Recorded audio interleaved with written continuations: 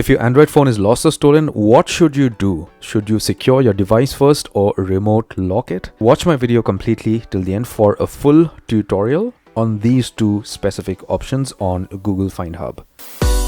So when we sign into Google Find Hub, you are going to see that you have two options. Okay, just sign in with your email address, which is on the lost or stolen phone. Okay, get to devices, select the device that you are wanting to mark as lost or secure or remote lock. All right, you're going to see several options out here, but something what we get confused about is this one here, to secure your device or mark as lost and remote lock. So these are two separate options having different functions. All right, so the first one, obviously, play sound.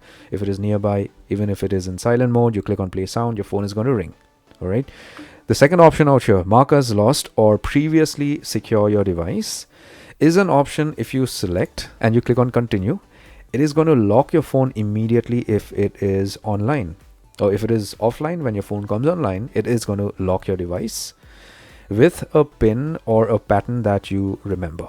And this option also allows you to display a message. So you could just say that this phone belongs to me, this is my number, give it back to me and I'll give you a reward or something like that.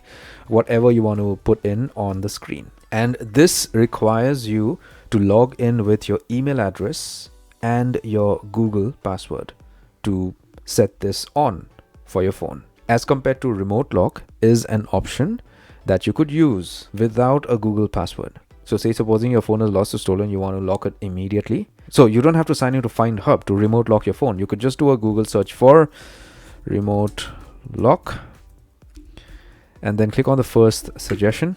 Just put in your phone number and then click on lock device. You solve the captcha, click on verify, and your phone is immediately going to get locked. So both these two options are somewhat similar to lock and secure your phone, but the approach to use these two options are slightly different. And this is something you should know. In order for you to ensure that remote lock works, this option should have been turned on your phone.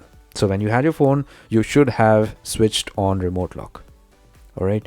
So if this was not switched on, it's not going to work for you. But obviously Find Hub is going to be on your phone or switched on or activated. So all these options are going to work for you anyways. So you could give it a try and use all these options to see if you could recover your phone. And do let me know in the comment section below or send me an email if you have any further questions. Take care, my friend.